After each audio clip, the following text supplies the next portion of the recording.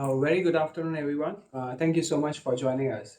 As you know, we started this webinar series from last quarter, and we plan to do it every quarter just to make sure that we keep you all updated about what the portfolio actions are, what we have been trying to do, and how we are aligned for the coming quarter. With that, let me just share a bit about myself. I'm Dharit Shah from the DPM team. Alongside, I have Robin Che, who is also a portfolio manager within the team. We do take care of the day to day. And in addition to us, we do have a larger team with us as well, who also help in managing the portfolios and especially the portfolios that you are all invested in. Before we start the presentation, just as usual, some housekeeping.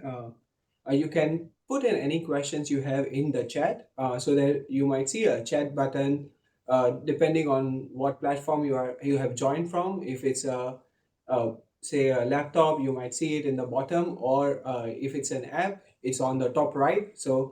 Please put in any questions you have for us, and we'll try to address as many as we can towards the later half. So we have prepared about 15 to 20 minutes of our prepared marks, just to share a bit of an update. And after that, we'll take in the questions that you all posted. With that, maybe let's address the first thing that we have, which is how did the markets perform last quarter? And that's what we are here for. So just maybe sharing a bit.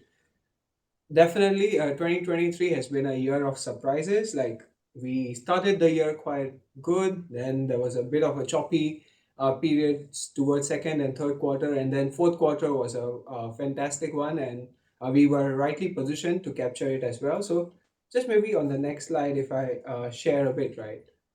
If I were to summarize everything into, say, a single line, right? It is investor patience was rewarded.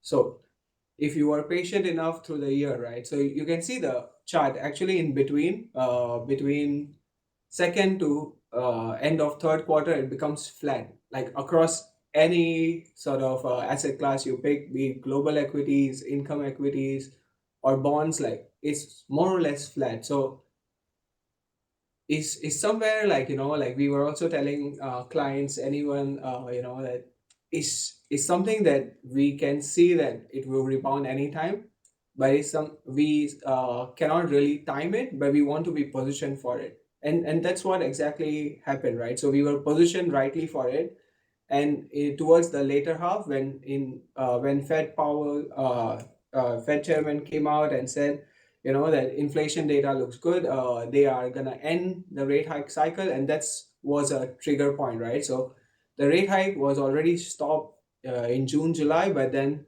the speak was a bit too hawkish in some sense. So as it got dovish, we saw a strong spike in the markets. Like, bonds rallied from up until September, they were at negative 2% and ended the year with a positive 6%. So, the rally saw within the bond markets, which is, the most boring market, it also rallied quite a bit. So, just something that, is very important is staying invested and being patient in a market where it's going to move, but it's just the timing of it is not always perfect. So, we want to be rightly aligned. And that's why all the indices you see that we have plotted all ended in the green.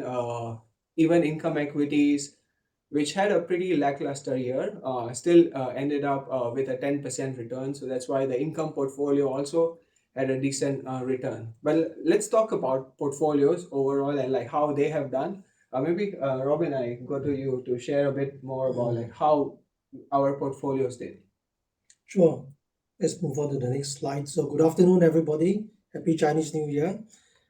We have three slides here just to show you how the portfolios did last year, how we have done over the long term, and also just to appraise ourselves objectively to see how we have done compared to our peer group. So, the next slide, which is slide 5 here, shows basically the 2023 returns for 4 different risk profiles. So, what you have from the top to bottom, the darker line is the US dollar, aggressive DMFP portfolio that is more equity centric, 80% in equities, 20% in bonds. Then we have the middle one, which is the balanced DMFP, approximately half in equities, half in bonds. Then we have DMFP income balance portfolio, which is also half in equities, half in bonds. But the equities portion is almost all invested in income equity. So it's actually a more bond-like income generating type of portfolio. The last one, which is the yellow line, you can faintly see it because they're almost very close, is the conservative DMFP, which is about 80% in bonds, 20% in equity. So you can see that what we've done is we plotted a shade where we shaded a portion over there for the first 9 months of the year. So the first 3 quarters, you can see the trajectory of all portfolios actually were quite lackluster. The equities portfolio did better than the rest, but really the more bond-centric one weighed down by the bonds market generally, which what David explained was pretty much range bound for the good part of the year. Then it came in the last quarter where there was a big rebound. Now, important to note that actually for ourselves, our portfolios be already quite early positioned to benefit from such a rebound, but the exact timing of a market rebound, sometimes you got to wait for it, but it's there somewhere.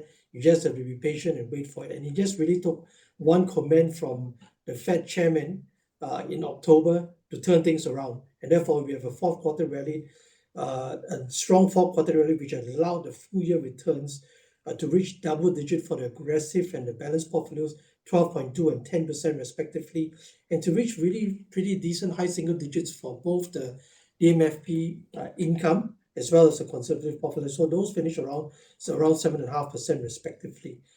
Now, I want to emphasize again on the DMFP income, which is the third line there, the orange line. That is a balanced portfolio, half in equities, half in income generating. The return is a total return portfolio because, as you know, clients who actually hold that, we do pay 4% per annum into your advisory accounts.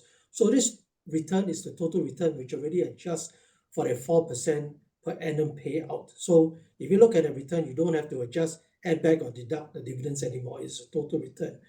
This portfolio compared to the balanced portfolio is different as it is income targeting or income yielding. So the equities that we buy generally tend to be more stable. The nature of this portfolio in a market rally like last year will tend to lag a balanced portfolio, but it is also more stable during periods where there's a market weakness. So all in all, you get a smoother journey. So that was for 2023. And we move on to the next slide, 6, which appraises the longer term performance of all our portfolios. What we've done is we've put in this on an annual basis so you can see very transparent to see like how the individual years have done. First of all, when you look at this, when you look at this table, there are many numbers over there, but one thing you can see is there are more green columns than there are red columns. So thank God there have been more years where we have succeeded generating positive returns. There are years where there are negative returns. We did recover from that. But particularly tough was the 2022 year where both equities and bonds corrected. So that basically caused a very sharp decline in the DMFP portfolios. But but what proceeded was a very sharp recovery over there. The recovery is still ongoing, which allowed the long-term returns of all our DPM mandates to reach positive territory. So in fact, all of them, including the conservative and the income portfolios, if you held them for 5 years or more, you would have still been generating, it will still generate a positive return over the long term. Clients who may have incepted a bit later than that, say in the 2021 region, you are still recovering. But I think the good news, if you look at this table, is that usually, after a fall in any particular year, the preceding years, we will see better gains from that. So that's what we expect with a better economic backdrop ahead. Now, the next slide, we try to appraise ourselves compared to where our competitors are peer group. So what we've done is to compare ourselves against the average of some of the large global mutual funds. We've picked 5.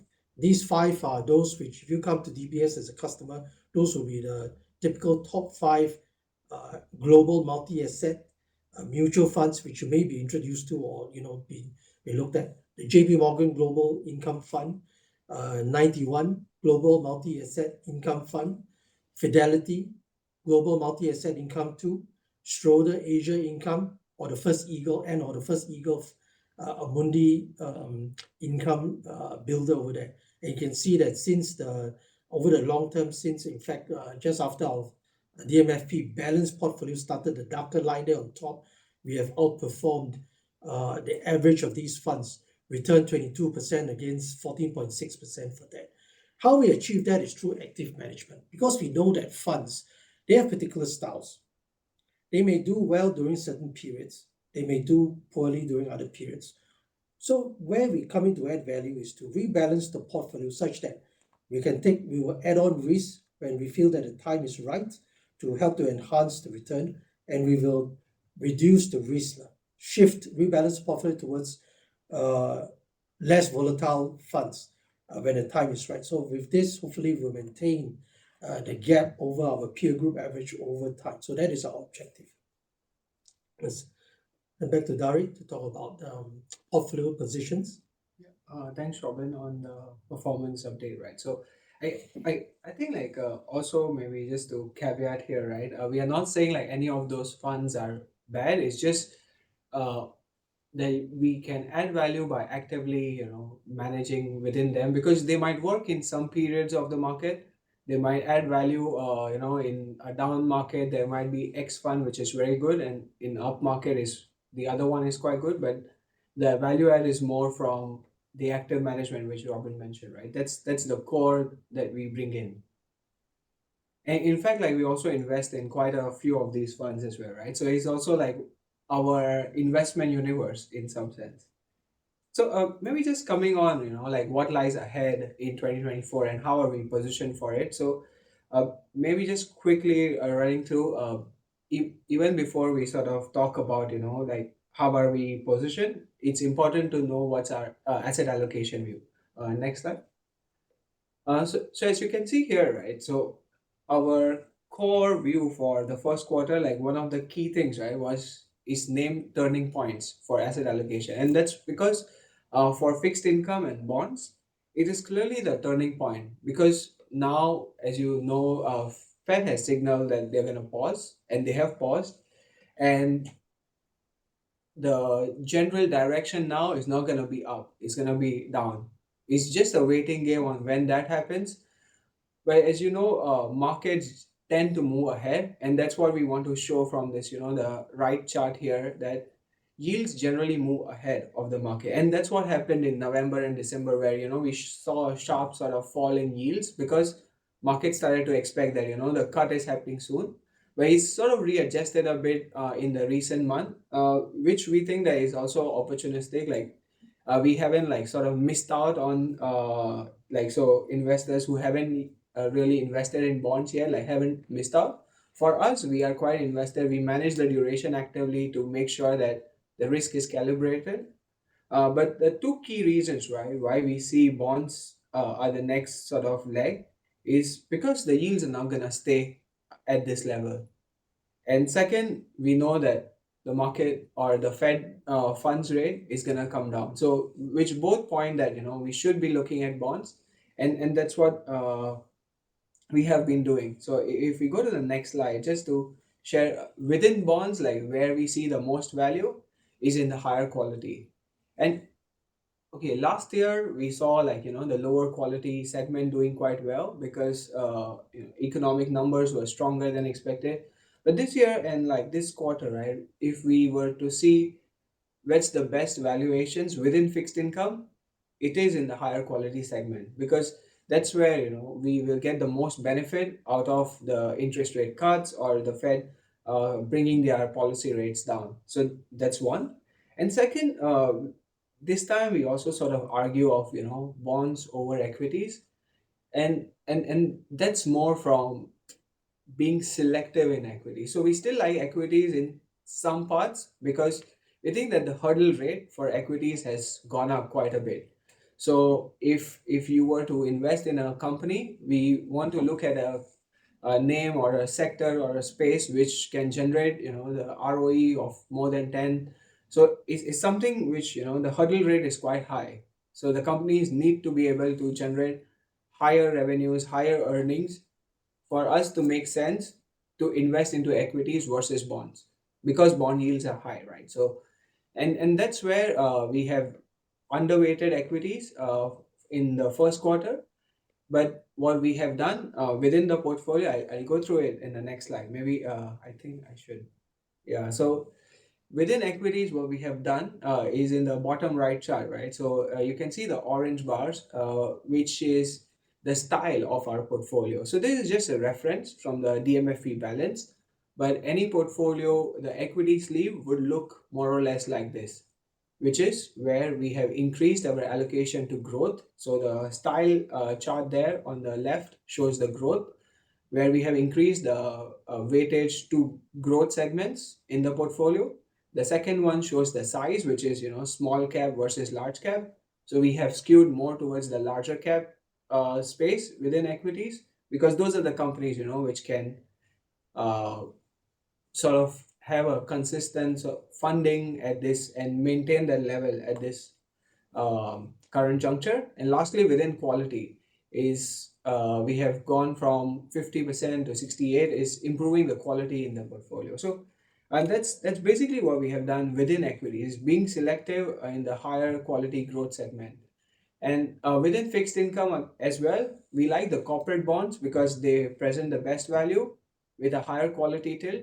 And we had been increasing duration gradually through the year, which paid off for us in the last couple of months. And we do think that is a right place to be in where we are. To if the rates cut, we will take the benefit as well. So with that, I guess the next question would be, where does the opportunity lies apart from, the asset allocation? We have been positioned rightly in asset allocation, but being more specific. So, Robin, maybe you can share a bit. Yeah. Yeah, sure.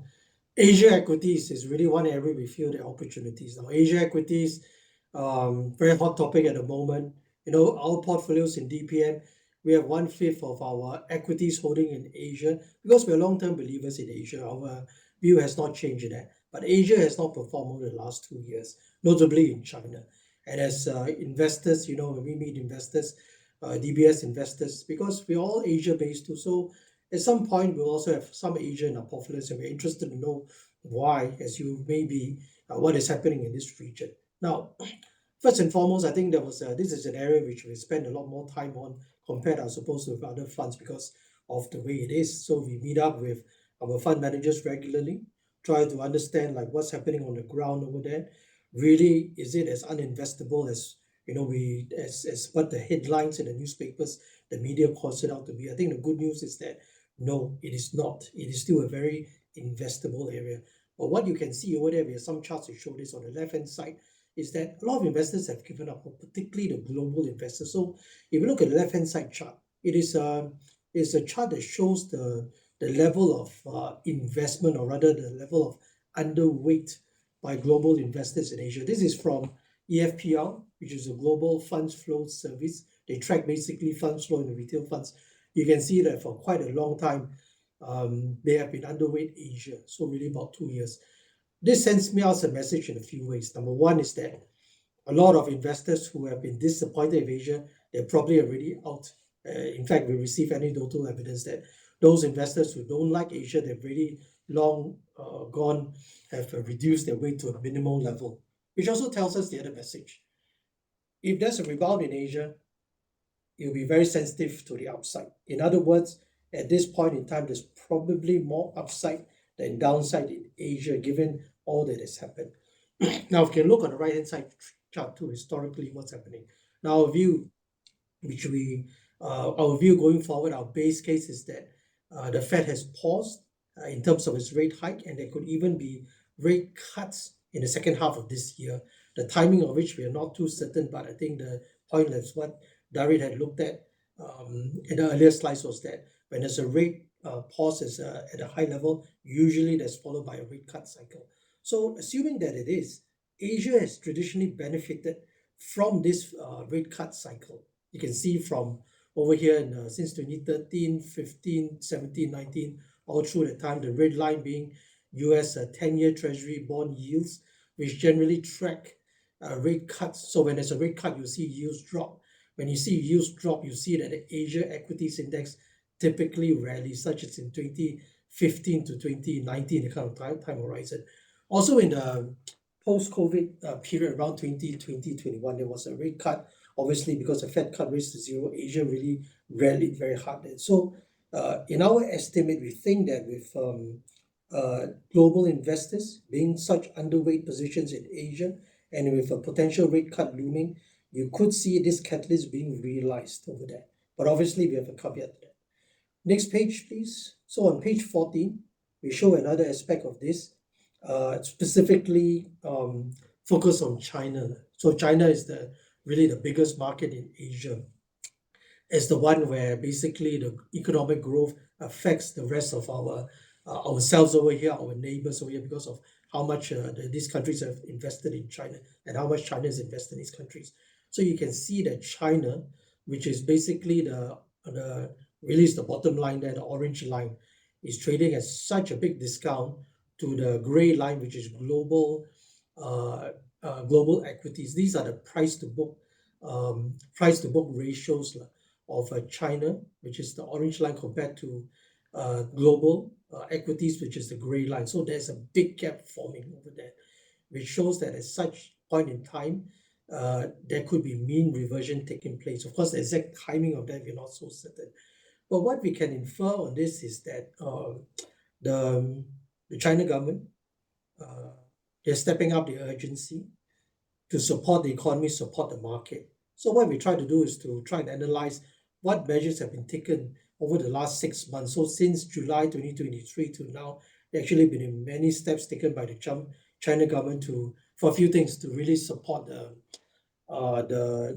financial system, ensure that the banks have sufficient liquidity, support the housing market there through injecting of affordable loans to make sure that the home mortgages they're able to pay, to try and recently directly intervene in the stock market, clamp down on short sellers, you know, many different actions. But I think the main gist of it is that China government seems to be very serious this time in terms of turning things around. It's not easy because they have to deal with an economy that's slowing, and you need to restart momentum on that to restore confidence to come back in. But what we are seeing is that an increased urgency on the part of the government, the authorities, to try and stem this off.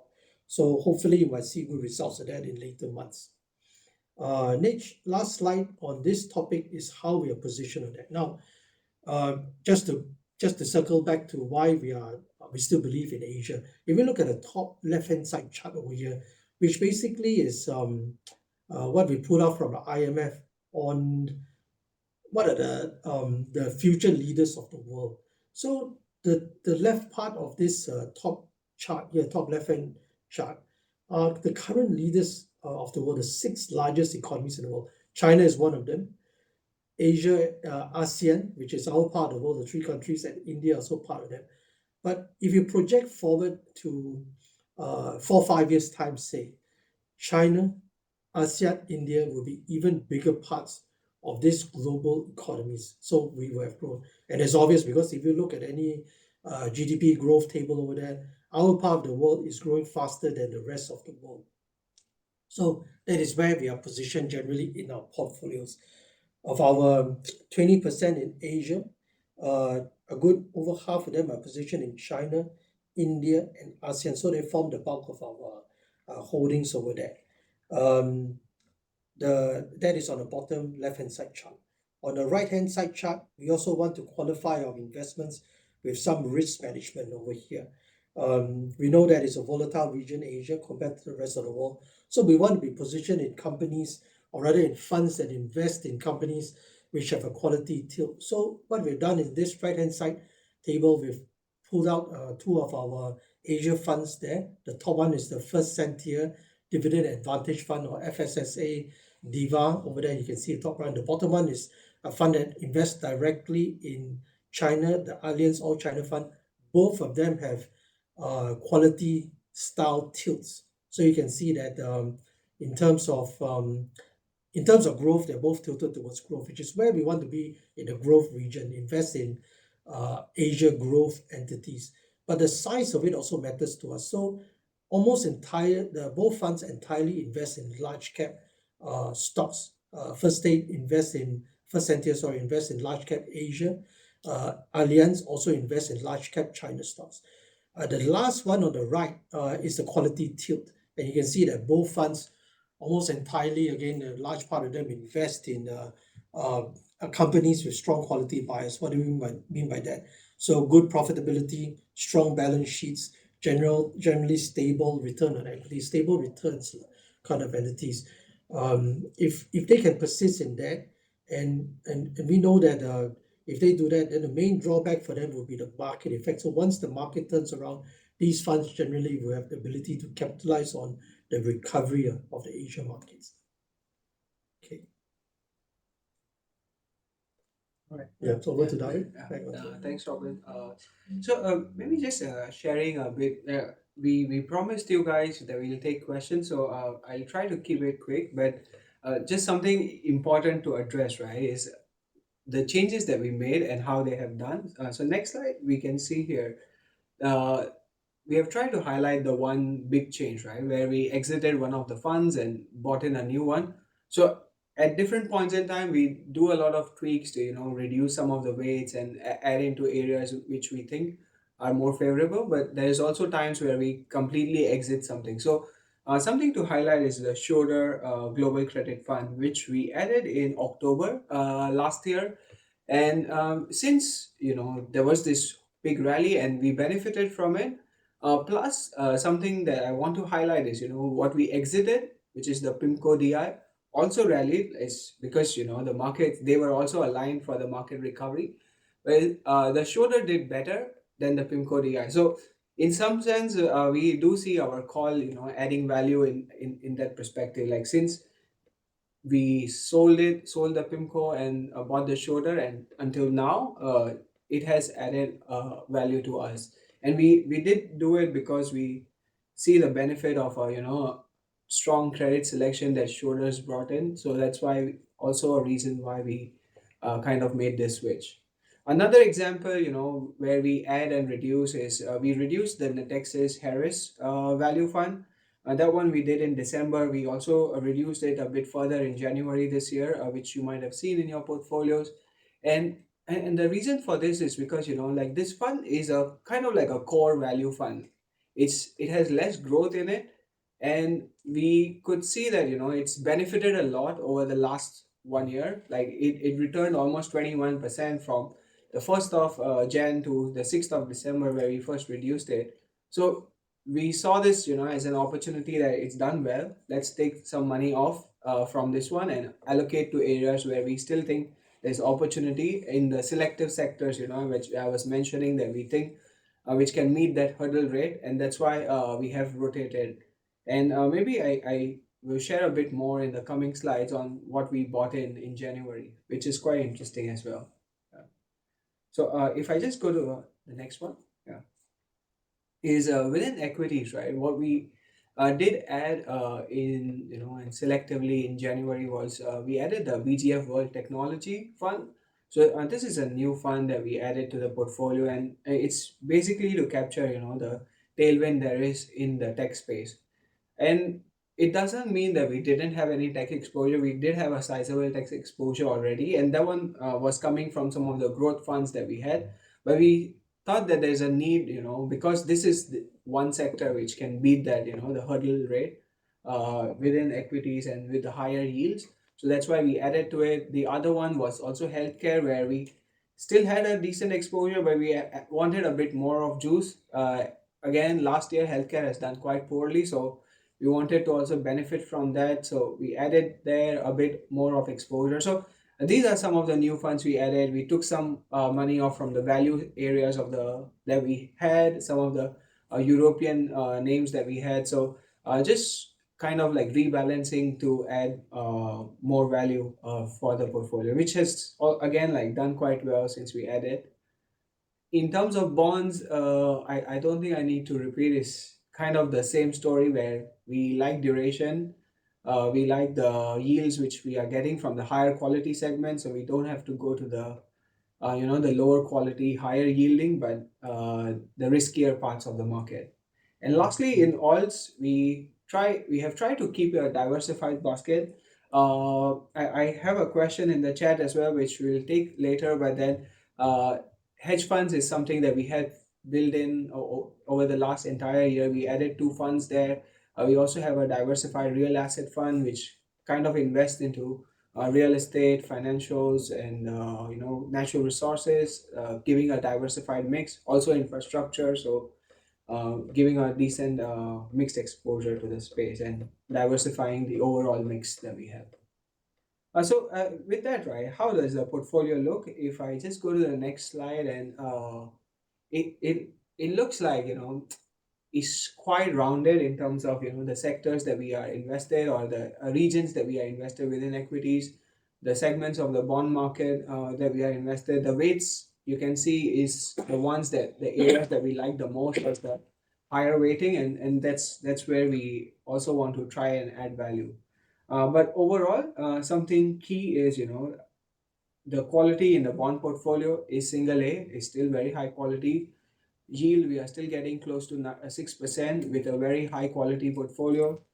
So that's the case. And lastly, the portfolio beta has come down a bit more, and because we have increased the bond allocation, so which kind of brought down the overall portfolio beta, which we think is good in a market like this, where we saw a good rally, and then we might want to see how it kind of progresses from here. But where we are taking risk is in the equities, the growth segments, which are quite interesting and continues to grow at a very good pace. So with that, I think I can stop here and see what questions we have. Again, just to repeat, you can put in any questions you have in the chat box, and we'll try to address those. So I guess before we, while you guys are putting in the questions, just something which has come Mm, already, we can address that one first. Is Robin, you spoke about China and like the government doing the mm, efforts, but what about global investors? They haven't come back in. mm, So what do you think of like mm, China just being able to mm. go up with government efforts? Is that enough? So clearly, China government is there to try and stem the lack of, or rather the erosion of confidence in that. They can restart it, but in order for the momentum to continue, you need to have broad market participation. So in the slide which I showed, maybe if you can go back to slide 13,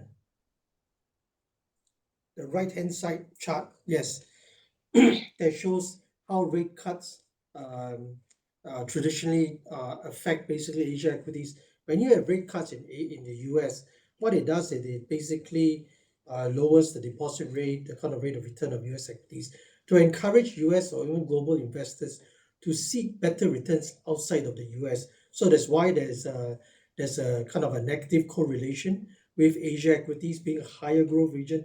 When you have a cut in US interest rates, it encourages US investors to invest outside of Asia. And uh, when they look at investments outside the US, it has to be a high return.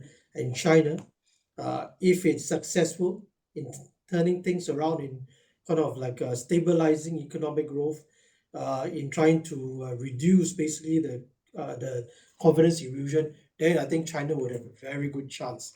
It would be a good backdrop for China equities, indeed actually Asia equities to be resurrected in this case. Mm. But of course, that's not good enough to us as investors. We need to see that fundamental growth. Actually, China's growth has been stabilizing. So if you look at underlying signals, even tier one cities, residential property sales have picked up, not price, but sales have stabilized. If you look at the export sector, generally also seems some stabilizing. Of course, we've been reading the news over the last few days. Chinese New Year travel within China has also moved up. So you look at these incremental signs over there to see how things have improved compared to the past. So yes, there's a long answer to say yes. You do need Yeah. global participation, and hopefully it helps, Mm. particularly when you have US being also have rallied quite hard. Yeah, You see exactly. I the think like if you mm, plot the whole world right now and you see which is the most attractive from valuations, China sort of shines out, because it's the uh, sort of a space which is not really last 2 years have been quite uh, tough for a lot of investors who went in. For us, like we kind of didn't increase our weight, but we kept on, it was a tough one to hold as well. But we do see the benefits coming, like also consumption. You Mm. can see the numbers, they have picked up quite a bit. In fact, the holiday season recently, the numbers are higher than the pre-COVID level. So the recovery seems to be happening. And lastly, maybe I think you might asked about, investors, global investors. We do see the spike sort of coming back in especially the local investors. They are buying back again in China. In fact, like January was the period where we saw the highest flows in China within the Asian region as well, in NEM as well. So I guess that's something to say as well, like there is people just looking at China and seeing opportunity from the valuations and going back in. So, and maybe just a follow up, like there are a couple of questions on Hang Seng and uh, uh, FSSA dividend advantage. I would say like we can't really give an outlook on Hang Seng, but it will be very much linked to what happens in China, like it's gonna be quite linked to how the recovery comes out, what measures have been happening within by the government, and where we see the market going. Is all gonna move very much in tandem. So that would be it. And lastly, on first cent here, dividend advantage, the entry point. I think it's a lot of investments, made in 2021 would be at a very high, because we saw 2022, which was quite a bad year for a lot of investors as well, because when you come in at 2021 and you see 2022 immediately, it's not a pleasant sight, and it takes some time to recover. But as Robin showed, right, like generally after a bad year we see a few good years which kind of follow. And right now where we are within the rate cycle, it seems that, with rates expected to come down, that's where we will see the most value, right? So it's just another tailwind for the market. Economy has continued to, chug along a lot. Like now there is also discussions about no landing. So there's just a lot of factors, like seems like things moving in the positive direction. So and we do seem quite aligned to capture the market there. So I guess that would be it on the, Mm. but maybe another question that we have is on gold. Like, gold has had a lackluster year. Last couple of uh 4Q wasn't we saw some positive momentum in gold miners especially. So the question is more on, like, is Jupiter gold and silver Mm. Mm. like investment that we would want to keep? Yeah. I think there's one fund that we got into uh, some time ago, actually, with the idea that it would be an efficient representation of gold. Now, the Jupiter Gold and Silver Fund invests in gold and silver bullion as well as gold and silver equity. So, the equities portion is the efficient part of it, because if you have an increase in those two precious metals prices, the underlying earnings of the companies will benefit from that. So, that is the logic of that. But we tracked this portfolio, and actually, to be quite honest, we've also been a little bit disappointed with that. It hasn't shown what we thought it would do. We had, in fact, actually reduced our weight in that from, I think, originally from 5% to the current about 2 odd percent or so. We kept that 2% because coming into this rate hike cycle, you will likely see US dollar softening a bit of that. Usually, a softening US dollar is positive for gold, which also is our call on gold. We actually quite positive on gold, and with that, we might see some sort of revival in the Jupiter Gold and Silver Fund, which is why we are monitoring the situation over there. But all in all, gold is still part of our alternative investment bucket. It was there, the bucket is there, the AI bucket is there to offer a counter to the equities and the bond market volatility. So that it was the intention of that. So we'll keep on the lookout, as what we always do, for assets which will help us to represent this area. But in the meantime, we have already downgraded our weight in the Jupiter to a level we are comfortable to hold, Yeah. and could even benefit, from a softening US dollar stance. So that's where we go. Mm.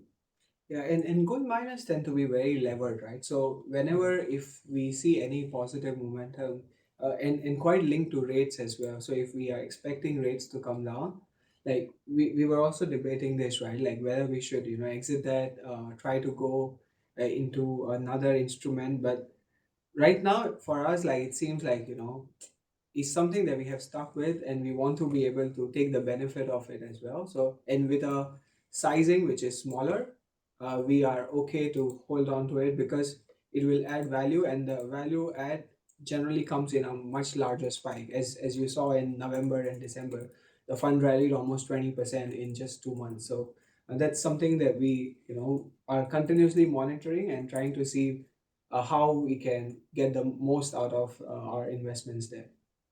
And maybe last one, or if we have time, we can take two. But there's one which is, on fixed income. Mm, Like bonds have been back. Everyone's been talking about it, but the mm, performance of bonds have been quite volatile. Last year, except for the last 2 months, it wasn't the best, and this year again, like it's started on a choppy note. So maybe Robin, could you share like what's your mm. view on it, and maybe then I can add a bit more. Sure, Yeah. boss.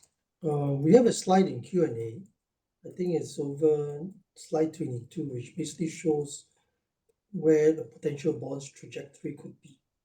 Actually, I'll take this question together with another one that asks about whether the positive momentum in 2023 can be carried on into 2024.